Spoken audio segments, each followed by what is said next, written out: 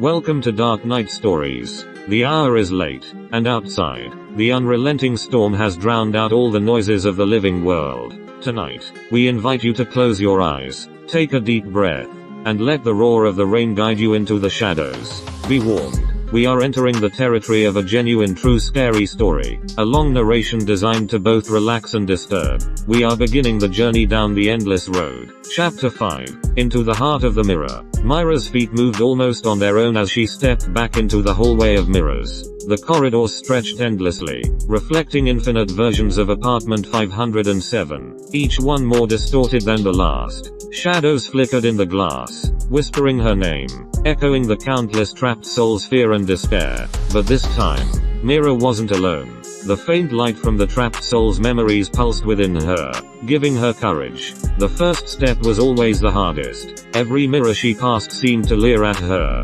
showing impossible visions. Her mother reaching out from the glass, Carlton smiling over countless rows of trapped figures, and her own reflection morphing into something monstrous. But she pushed forward, recalling the promise she had made to the lost souls. Her mind flashed back to the first night, the moment she saw herself smiling from the mirror while she cried in reality. She realized then that Carlton's power was feeding on regret, fear, and memory itself.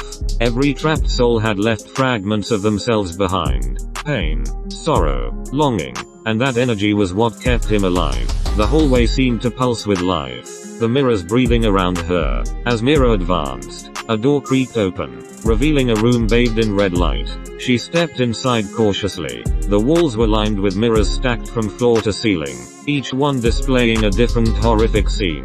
The same apartment, the same hallway, but twisted. Some mirrors showed entire lives of people trapped, living in eternal torment. At the center of the room floated a massive mirror, framed with dark, carved wood, glowing faintly. Mira knew immediately. This was the original mirror, the source of Carlton's curse. She approached it slowly, each step making her stomach churn. The whispers grew louder, almost deafening, blending together into one incomprehensible scream. And then she heard a voice. Smooth, cold, impossibly old. Ah, Myra, you've come so far. Most never do, Carlton said. He appeared behind the central mirror, his eyes hollow, body slightly translucent. Do you even understand what you're trying to do? I'm ending this. I'm freeing them, Mira said, her voice trembling but firm. No one else will suffer because of you. Carlton laughed, a sound like breaking glass. Free them? You're still young. You don't realize what it means to exist beyond time, beyond death. Every soul trapped here, they wanted me to keep them.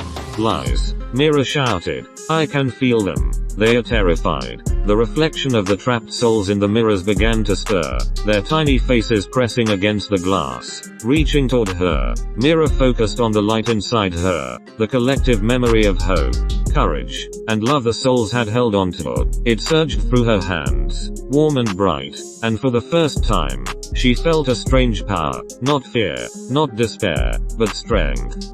Carlton's eyes widened. No, you cannot.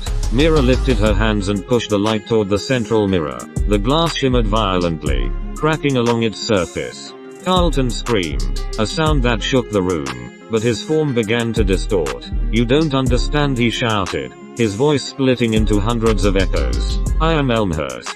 I am every shadow. But the light continued to spread, feeding on the fragments of memory and hope she carried. One by one, the mirrors around the room shattered, releasing trapped souls like birds freed from cages. Mira could hear their soft sobs, whispers of gratitude, but she didn't stop. She focused on the central mirror, which was cracking faster now.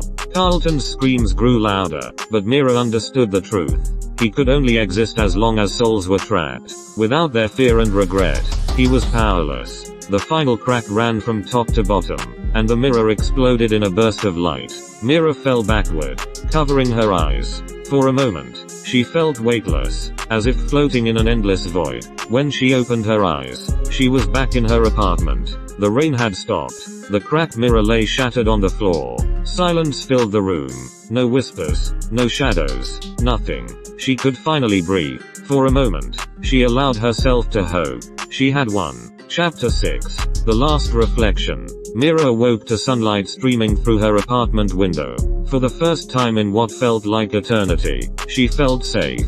She touched her arms, her face, confirming she was real. The mirror shards had been swept into a box she intended to discard. But safety, she realized, was an illusion. The moment she stood and approached the window, she caught her reflection, or rather, the wrong reflection. It moved independently, a faint grin curling on its lips. Myra's blood ran cold. The memory of the mirror world rushed back. Carlton's laughter, the trapped souls, the endless corridors. "You didn't destroy me," the reflection whispered, voice impossibly soft. "You only delayed me." Mirror stumbled backward, heart hammering. What do you want? You. It said simply. Your memories, your life. The mirror's hunger never dies. Her mind raced. She realized the curse wasn't just in the mirror. It lingered, waiting for any crack, any shadow to seep into the world. Carlton wasn't gone. He had learned, adapted, and now, fragments of him existed in her own reflection. Mirror grabbed the broken glass shards from the floor. She had to finish this, not just for herself, but for everyone he had trapped. Holding the pieces up, she focused on her own memory, the warmth of her mother's embrace, the sound of the city, the kindness she had once known. The light surged through her hands, wrapping around her reflection. The mirrored image screamed, the face twisting, warping, and finally dissolving into mist. Mirror collapsed onto the floor, exhausted but alive. Days passed. The apartment felt different, lighter, warmer. The air smelled fresh, like after rain.